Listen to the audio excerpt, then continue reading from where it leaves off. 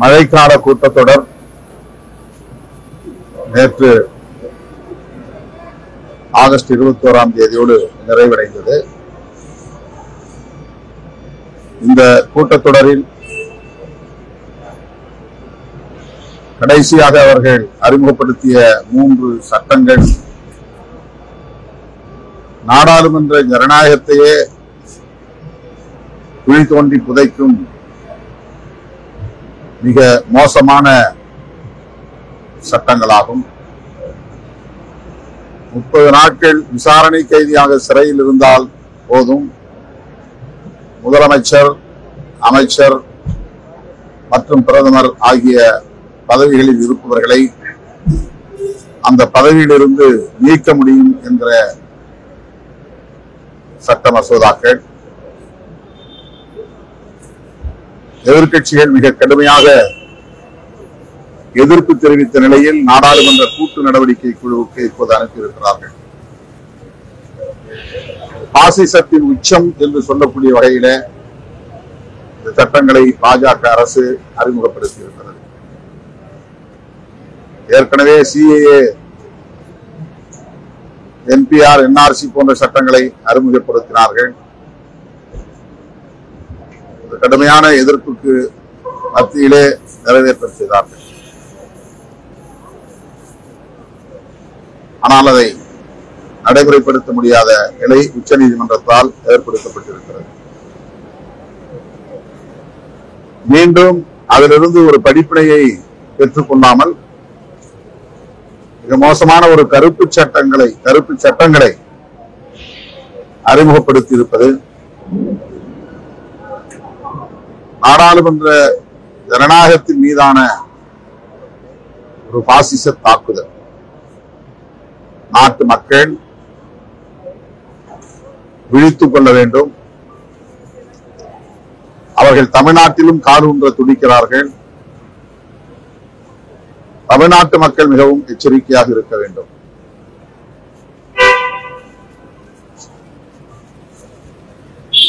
பீகாரிலே வாக்காளர்கள் 65 லட்சம் பேர் பட்டியலில் இருந்து நீக்கம் செய்யப்பட்ட ஒரு நிலை அம்பலமாகி இருக்கிறது.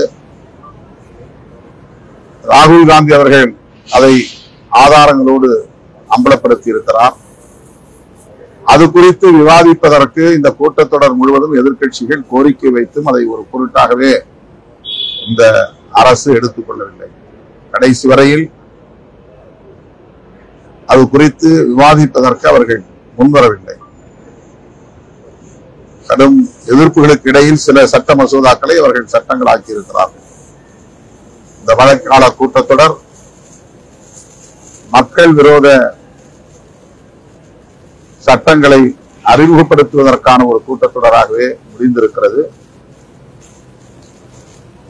பாஜக அரசு பாசிச அரசு என்பதை உறுதிப்படுத்துவதற்கு இந்த கூட்டத்தொடரை ஒரு சான்றாக அமைந்திருக்கிறது.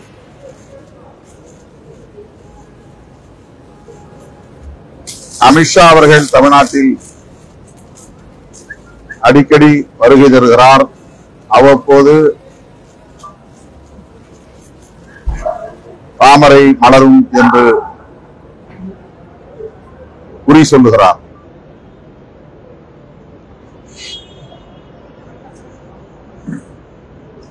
திமுக தலைமையிலான மதசார்பற்ற முற்போக்கு கூட்டணியை வீழ்த்துவதே எங்கள் முதல் வேலை என்று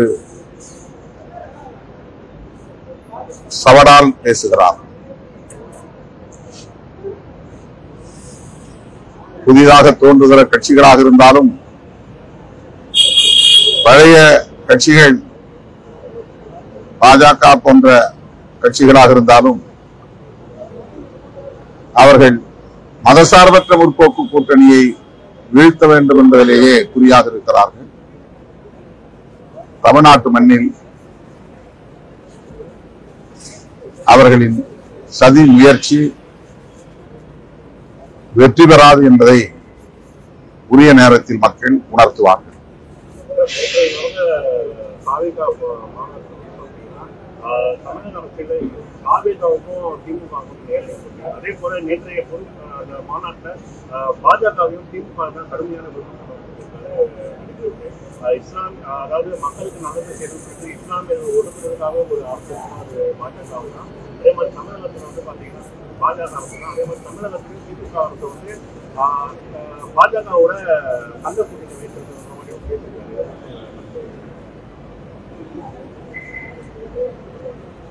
தமிழக வெற்றி கழகம் நடத்தியிருக்கிற 2வது மாநில மாநாடு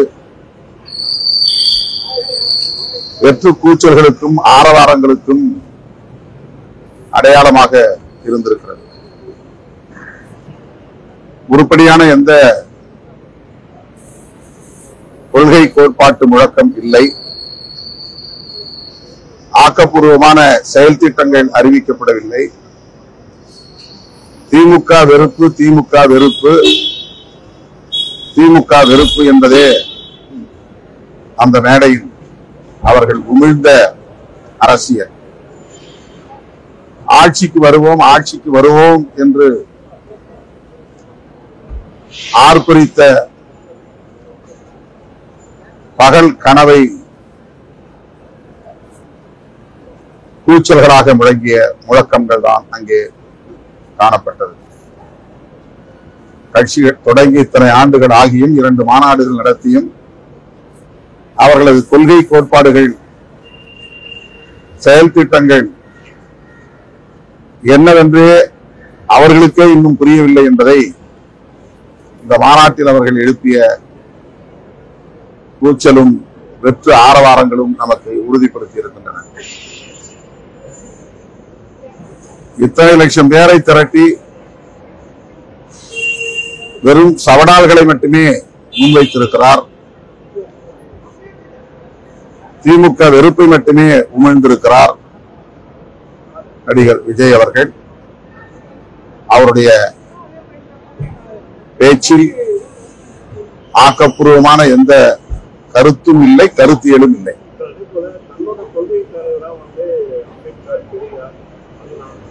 வெறும் அடையாளங்களாக இருக்கின்றன. அம்பேத்கருடைய கொள்கை என்ன என்பதை பற்றி ஒருவராவது அந்த மேடையில் பேசினார்களா? பெரியாரின் கொள்கை என்ன என்பதை பற்றி அவர்களின் பேச்சில் ஏதாவது வெளிப்பட்டதா? பேசியவர்கள் அத்தனை பேருமே சவடால் அடித்தார்களே தவிர ஆட்சியை கைப்பற்றுவோம் என்கிற வேட்கையை வெளிப்படுத்தினார்களே தவிர திமுகவுக்கு எதிரான வெறுப்பை உமிழ்ந்தார்களே தவிர அவர்கள் உயர்த்தி பிடிக்கிற கொள்கை ஆசான்களின் கருத்தியல்கள் எதையும் பேசவில்லை.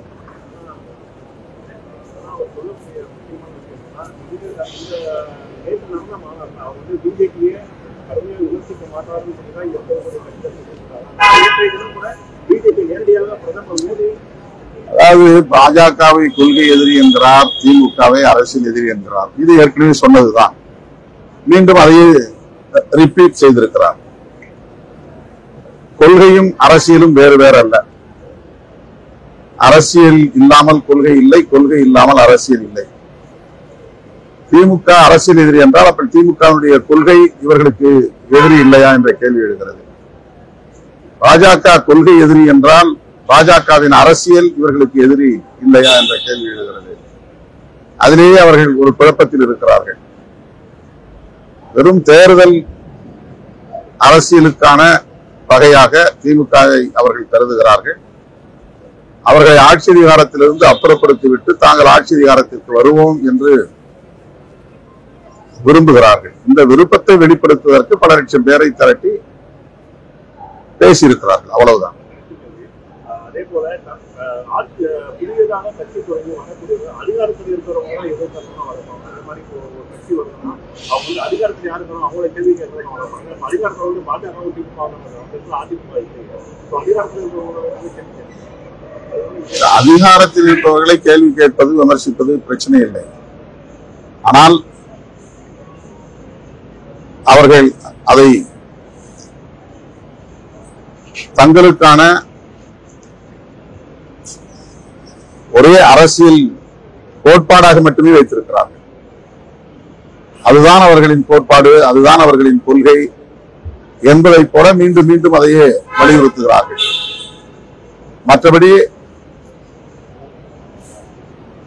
அவர்கள் கொள்கை சார்ந்த அல்லது கோட்பாடு சார்ந்த தீர்மானங்கள் எதையும் முன்வைக்கவில்லை. இப்போது இந்தியா முழுவதும் பற்றி எரியும் பிரச்சனை எஸ்ஐஆரை பற்றி என்ன நிலைப்பாடு, ஏன் அது குறித்து எந்த தீர்மானத்தையும் அவர்கள் நிறைவேற்றவில்லை அல்லது அதை பற்றி பேசவில்லை. இந்தியா முழுவதும் மட்டுமல்ல, உலகம் முழுவதுமே இது பற்றிய ஒரு உரையாடல் இன்றைக்கு தொடங்கி இருக்கிறது. ஜனநாயகத்தின் மீது நம்பிக்கை உள்ளவர்கள் அத்தனை பேருமே இந்த வாக்கு திருட்டு குறித்து கருத்துக்களை பகிர்ந்து வருகிறார்கள். ஆனால் வாக்கு திருட்டு பற்றி தேர்தல் ஆணையமே பாஜக அரசுக்கு துணை போகக்கூடிய மிக மோசமான இந்த குற்றச் செயல் குறித்து தமிழக வெற்றி கழகத்தின் நிலைப்பாடு என்ன, அவர்கள் என்ன சொல்ல விரும்புகிறார்கள்? எதுவும் சொல்லவில்லை. அதை விட வேற என்ன பெரிய பிரச்சனை இன்றைக்கு பேச வேண்டிய பிரச்சனை இருக்கிறது? பேசவில்லை. அதே போல இன்றைக்கு அவர்கள் கொண்டு வந்திருக்கிற இந்த 3 சட்டங்கள் கொடிய சட்டங்கள், ஜனநாயகத்தை சிதைக்கும் சட்டங்கள், அரசமைப்பு சட்டத்தை சிதைக்கும் சட்டங்கள். இந்த சட்டங்கள் குறித்து தமிழக வெற்றி கழகத்தின் நிலைப்பாடு என்ன? ஏன் கருத்து எதுவும் சொல்லவில்லை? ஆணவ கொலைகளுக்கான தடுப்பு சட்டம் வேண்டும் என்று சொல்லுகிறோம். தென் மாவட்டங்களில் ஆணவ கொலைகள் அதிகரித்திருக்கின்றன. அந்த மண்ணில் நின்று கொண்டு ஆணவ கொலைகள் கூடாது என்று சொல்ல என்ன தயக்கம்? ஆணவ கொலைகள் குறித்து கருத்து ஏதும் சொல்லவில்லை. ஏனென்றால் கருத்தியல் சார்ந்து இன்னும் அவர்கள் விவாதிப்பதற்கே தயாராக இல்லை.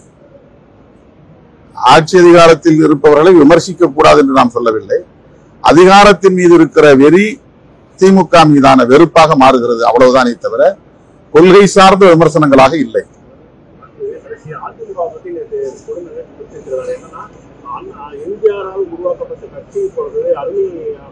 யாரு